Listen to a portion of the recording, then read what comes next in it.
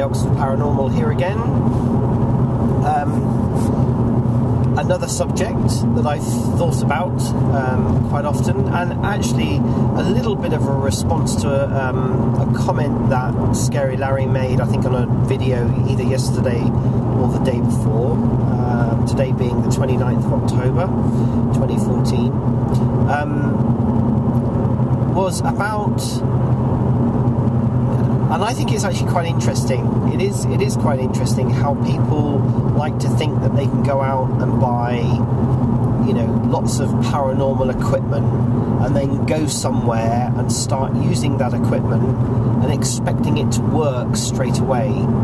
Or someone who decides that, you know, something like the paranormal is, you know, they're inquisitive or appeals to them, and they start trying to, you know, do paranormal sessions, etc., whether they're using an app or a piece of equipment or something, and then expecting it to work, you know, the first time, second time, third time even. I mean, I would say even as much as, you know, half a dozen to a dozen times it's possible that they don't work. And of course, if somebody's not really committed about doing it, they'll just give up. And I hate to say it, but I think that's where a lot of people are making a lot of money on selling paranormal or ghost equipment.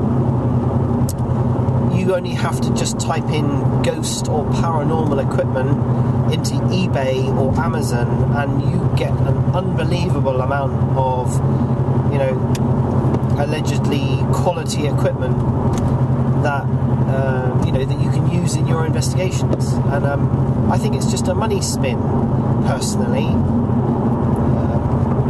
I, like a lot of people, just believe you need to keep things extremely simple.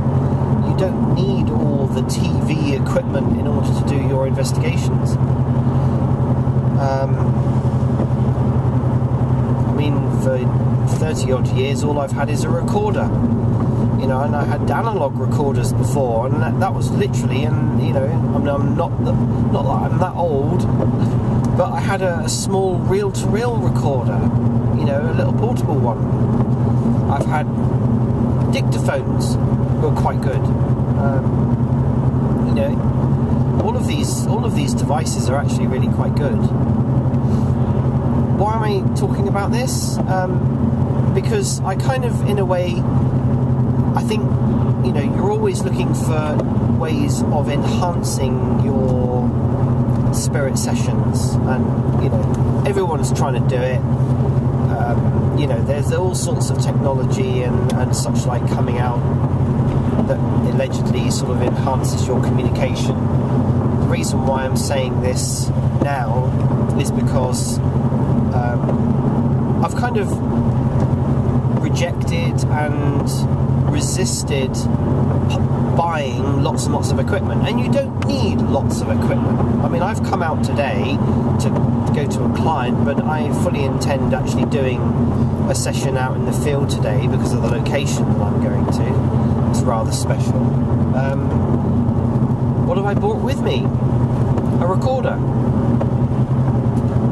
and my tablet with EchoVox on it, and a speaker, and that's pretty much it. But what I did actually purchase recently is a K2 meter. Now, I've seen these things used in so many people's paranormal investigations and such like, and I thought it's not a huge amount of money compared to some of the things that you can actually spend money on. I mean, some of them cost thousands, some of them cost a few hundred, and, you know, I don't intend to start doing that, but I did think, okay, I will go out and buy a K2 meter. You know, its function is to actually monitor and record, you know, to indicate EMF levels. And I used it. You know, I've used it around the home, and, you know, I've got some surprising results off of equipment that you would think, you know, wasn't really, like, for instance, I thought my phone would be the worst, and it wasn't, compared to my graphics tablet on my computer. My graphics tablet on my computer is like a radiation transmitter of some sort, or an electromagnetic field transmitter of some astronomical proportion. you know, it was quite surprising. So, you know, it works as an EMF detector. It works really well. I've used it in one session and I didn't get any responses, and I didn't expect to, really. And I you know, I have brought that out with me today because I just thought, you know, I will try and use it to see whether I get any responses. But anyway, going back, I do waffle. I apologise, but the reason why I'm doing this video, I wish people wouldn't get sucked into buying equipment for just the sake of buying equipment to do their paranormal investigations. Part of the reason why I've created Oxford Paranormal UK is because I would like to educate people into, if you like, the real side of spirit communications and such like, without having to get caught up in the hype that seems to be an overwhelming thing at the moment from a lot of people, and also equipment. You know, I saw a video the other day of a chap, all good-hearted stuff, and he's produced some really, really good videos, etc., etc. But I'm not kidding, he must have spent thousands. He did a video, can't remember the guy's name, and I wouldn't mention his name, but, you know, with all good intentions, he's kind of showing everyone his equipment. And I just thought, wow, I mean, I don't know why you really need so much equipment. He basically filled up a whole bed worth of equipment. Plus he had other equipment that he seemed to go away and you know, bring out as well in cupboards and shelves and such like. And I just thought, do you really need that much equipment in order to do a paranormal investigation? You don't really need it at all.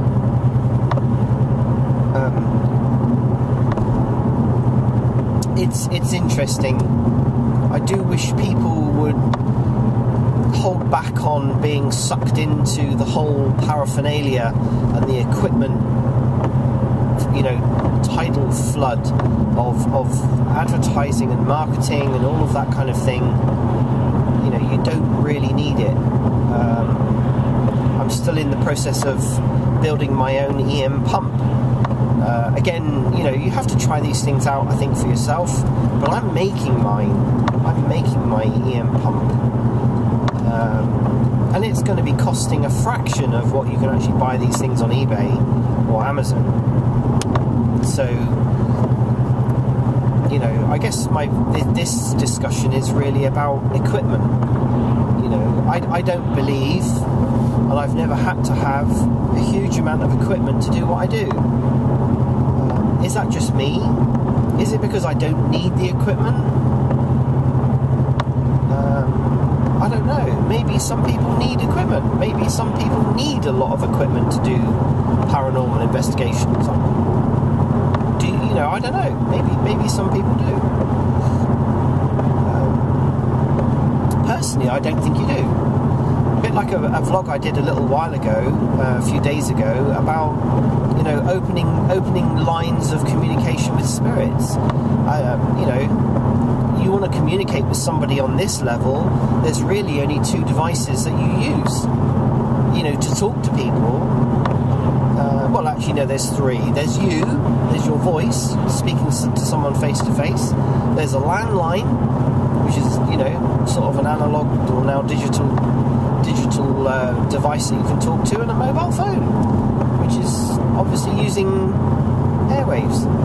So, yeah, not a huge amount of equipment. I mean, you can go and start saying that you can use a computer, and, you know, you could use 2 tin cans and a piece of string and all of that. But that, you know, you don't really need a lot of that stuff.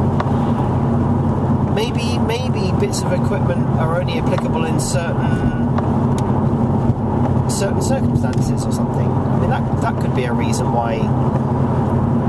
I haven't really come across a circumstance where I've needed a Mel meter or you know, any other piece of equipment other than what I carry around with me. It is interesting. It is interesting. So yeah.